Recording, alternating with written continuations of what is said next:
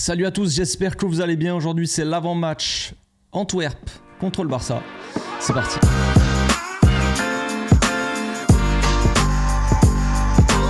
Au passage, n'hésite pas à nous rejoindre si c'est pas encore fait et à partager la chaîne autour de toi, ça fera plaisir à tonton. Dernier match de phase de poule, phase de groupe. Normalement, si tout se passe bien, on devrait finir premier. Ce n'est pas mathématiquement encore fait, je crois. Mais logiquement, on devrait normalement finir premier de ce groupe. Il va quand même falloir aller gagner ce match de toute façon. Je veux dire, c'est pas juste un match comme ça d'exhibition. L'objectif aussi, c'est d'essayer de rester à flot, on va dire, mentalement. Parce que j'ai l'impression qu'en ce moment, c'est un peu compliqué.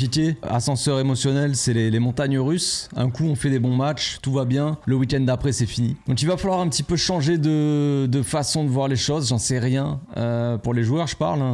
Parce que on a vu quand même un match contre Girone. On va pas revenir sur tout ça, mais il y a beaucoup de problèmes de toute façon. Dans l'attitude déjà. Dans l'attitude des joueurs, c'est pas possible de montrer ça. Donc il y en a qui pointent du doigt, certains, oui, il y en a qui disent c'est de la faute à Xavi, mais si on veut, peut-être que Xavi n'est pas au niveau, je l'ai déjà dit, je m'en fous complètement si ça vous fait plaisir, moi ça m'en tape une, sans toucher l'autre, mais en gros c'est l'attitude des joueurs qu'on peut plus voir. C'est pas le genre d'attitude qu'on peut montrer quand t'es professionnel en fait. Généralement quand tu montres une attitude comme ça, tu sors direct. Donc j'attends de ce match-là beaucoup par rapport à ça, et j'attends surtout que les joueurs en fait, qui ont montré une mauvaise attitude, déjà ils soient pas sur le terrain, donc déjà forcément ils pourront pas montrer grand chose, mais disons que ils pourront peut-être montrer une bonne attitude en ramassant les ballons, je sais pas, en encourageant leur coéquipier. Moi de ce match là j'ai envie de voir un Barça qui gagne. Forcément j'ai envie d'une victoire obligatoire, surtout contre une équipe d'Antwerp qui n'a quand même non seulement pas gagné un match, mais en plus qui a perdu tous ses matchs de Ligue des Champions pour le moment. Donc, si on va là-bas et qu'en plus de ça on perd, donc c'est pas question de prendre de haut Antwerp, de dire le match va être facile ou quoi, pas du tout. Mais ils se sont fait laver par tout le monde.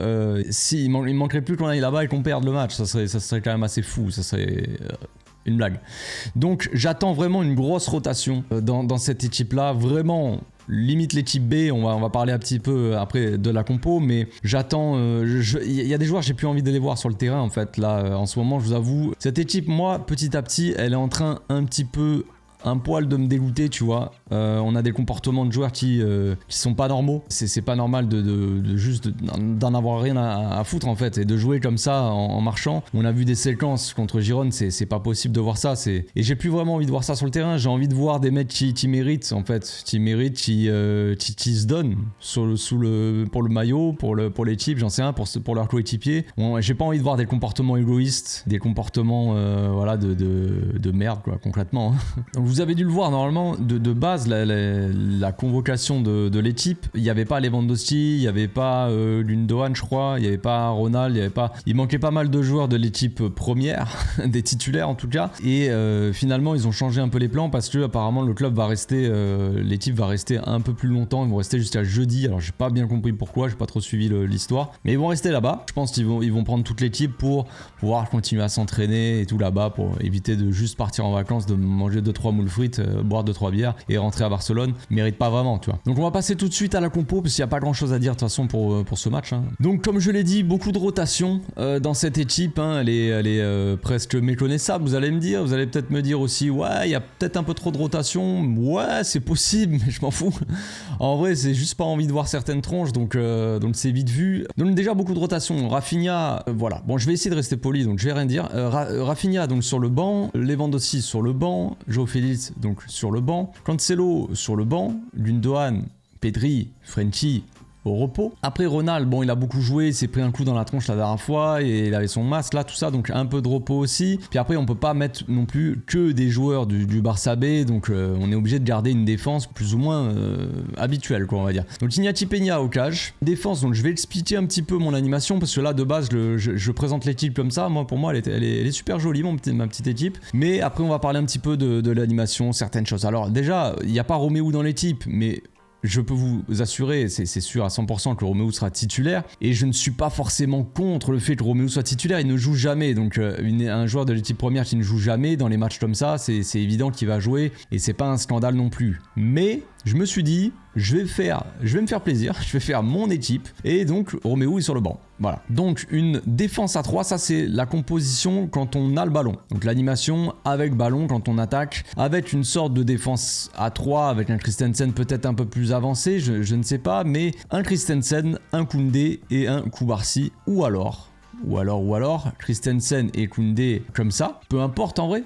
Là comme ça je m'en fous, mais par rapport à mon animation c'est mieux que ce soit comme ça, donc c'est pour ça que j'ai mis comme ça. Donc une défense à 3, un double pivot Casado, Fermin Lopez, avec un rôle pour Casado un peu plus défensif que Fermin Lopez, qui sera un peu plus offensif, donc un peu asymétrique. Baldé et Hector Fort dans les couloirs. Donc Baldé, vous connaissez, hein, voilà. Baldé, pas besoin de le présenter. J'espère que voilà, il a pu souffler, entre guillemets, mentalement en tout cas, dans les derniers matchs, parce qu'il a pas beaucoup joué, parce qu'il n'était pas forcément très en forme. Voilà, Cancelo à gauche, c'était pas trop mal. Cancelo a beaucoup enchaîné, donc pour moi, Cancelo doit se reposer aussi. Baldé, retour titulaire, ça posera pas de problème. J'espère qu'il sera motivé et qu'il aura envie de montrer vraiment de belles choses pour regagner sa place. Donc voilà, je veux voir des joueurs en fait qui sont motivés pour gagner leur place, pour montrer un autre visage que ce qu'on a vu dans le dernier match. Casado, j'ai pas de doute sur sa motivation, sur son attitude. C'est le mec le plus exemplaire du Barça, alors qu'il joue même pas avec le Barça, quoi. Mais enfin bref. Donc de l'autre côté, Hector Fort, pour ceux qui ne le connaissent pas, Hector Fort, c'est un latéral droit assez jeune, hein, 17 ans, du Barça B. Il est monté avec le Barça B cette saison. Il a joué aussi la Coupe du Monde des U17 avec l'Espagne. Il a fait une très bonne Coupe du Monde, tout comme Koubarsi qui est en défense, on va en parler aussi, mais j'ai fait une vidéo récemment sur Koubarsi pour le présenter un petit peu. Hector Fort, c'est vraiment un latéral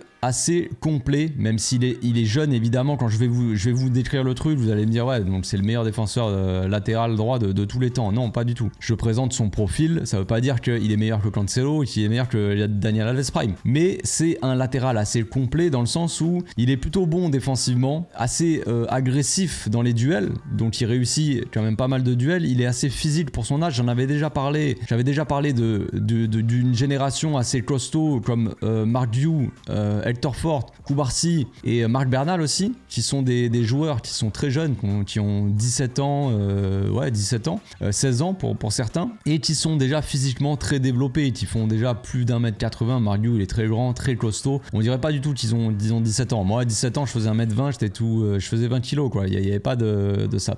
Au contraire de Lamine Yamal, par exemple, Lamine Yamal qui est un peu plus âgé qu'eux et qui est physiquement, qui a le physique d'un gamin de 14 ans. Donc voilà, c'est un peu différent. Donc Hector Fort, vraiment très bon dans les duels, assez agressif, qui réussit beaucoup de duels défensifs, peut-être plus des duels au sol que aérien forcément, parce que c'est pas non plus un mec immense, donc voilà. Mais c'est un joueur donc assez bon défensivement, qui fait vraiment le taf, mais qui se projette souvent vers l'avant, qui est un joueur assez offensif, qui est utilisé comme vraiment quasiment ailier par Rafa Marquez en équipe B. Même avec l'équipe d'Espagne, c'est un joueur qui était quand même assez offensif. C'est pas un mec comme Baldé, c'est-à-dire que Baldé c'est vraiment un mec de percussion, il utilise sa vitesse, sa puissance athlétique pour vraiment prendre de vitesse l'adversaire, essayer de passer sur son côté. Hector Fort, c'est pas vraiment le cas, c'est pas un mec ultra rapide non plus, mais c'est un mec qui sait dédoubler, qui sait déborder, qui sait centrer, qui se retrouve aussi dans des situations par moments où il lui arrivait de marquer des buts avec le Barça B. Moi j'en ai vu même un en direct en live au stade, je crois, j'étais allé voir un match, il avait marqué son petit but, il s'était retrouvé dans la surface comme ça, le Barça qui poussait, il s'est retrouvé à l'entrée de la surface, il a marqué un petit but. Donc c'est un joueur qui a des bonnes qualités défensives, mais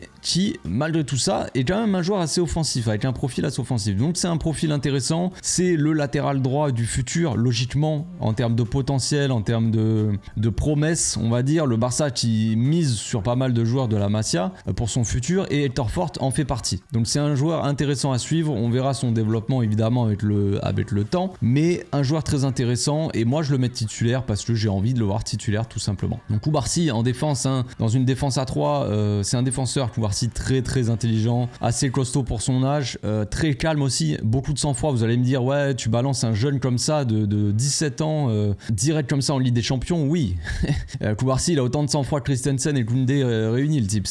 J'abuse évidemment, mais c'est un joueur, un jeune joueur qui a l'air d'avoir une expérience de 10 ans dans le football, tellement qu'il est assez serein, assez calme, balle au pied. C'est un joueur très intéressant pour les relances, tout ça, très intelligent, donc il n'y a pas de problème avec ça. Casado, c'est un guerrier, donc moi, double pivot Casado, Fermin Lopez, moi, Fermin qui mérite aussi d'avoir du temps de jeu, qui en a pas eu beaucoup ces derniers temps, avec le milieu, avec Frenchie, Pedri sont revenus, donc retour de Fermin Lopez, et en attaque, donc Ferran Torres à gauche, qui a fait plutôt une bonne rentrée, je trouve, contre Girone, Lamine Yamal, qui n'est plus trop titulaire ces derniers temps, parce qu'on a, logiquement, tu mets Rafinha titulaire hein, dans une équipe comme le Barça, c'est plus logique, on va dire, que le titulaire indiscutable soit un mec un peu plus âgé, un peu plus d'expérience qu'un jeune qui vient à peine de monter, qui en plus physiquement n'est pas hyper développé. Mais là, c'est l'occasion de mettre Lamine Yamal titulaire et voilà, et de faire plaisir et de profiter un peu de technique et un peu de football, quoi. Lamine Yamal qui a pas fait une entrée très mauvaise contre Girone, hein, qui a déposé un caviar sur la tête de Lewandowski, qui avait pas mis ses lunettes ou je sais pas quoi. Apparemment, s'ils ont dit sur Bein, il aurait des problèmes de vue peut-être ou je sais pas, mais il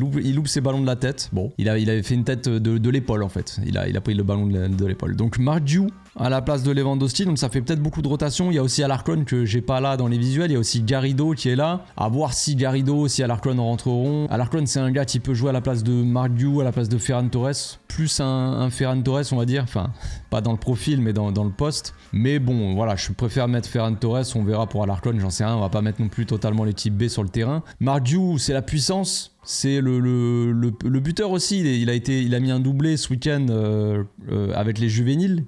Il est retourné en juvénile, hein. Il alterne un petit peu juvénile, Barça B. Barça B, on a déjà pas mal d'attaquants, donc voilà. Mais c'est un bon petit attaquant, ce Mardiou. À voir comment il se développe, mais on l'attend peut-être un peu plus tueur devant les buts. Mais c'est un joueur qui n'hésite pas à faire les efforts aussi. Au niveau du pressing, c'est vraiment un gars qui se donne. Donc voilà, on aura besoin d'un gars comme ça aussi qui mouille un petit peu le maillot, c'est pas trop mal. Donc je ne sais pas ce que vous pensez de ma compo, mais voilà ce que ça donnerait avec ballon, avec des sortes de pistons en fait, sur les côtés, qui prennent les ailes et un Lamine qui rentre dans l'axe, un Ferran qui rentre dans l'axe avec une sorte de double pivot Casado Fermin et une défense à 3 avec possibilité de Christensen en 6 avec une défense comme ça si jamais on veut être très offensif. Donc après défensivement, eh bien c'est assez simple, on partirait avec une défense à 4 quand on se replie, tout simplement. Ça, c'est quand on n'a pas le ballon, il faut défendre. Hein. Un double pivot Christensen Casado, hop.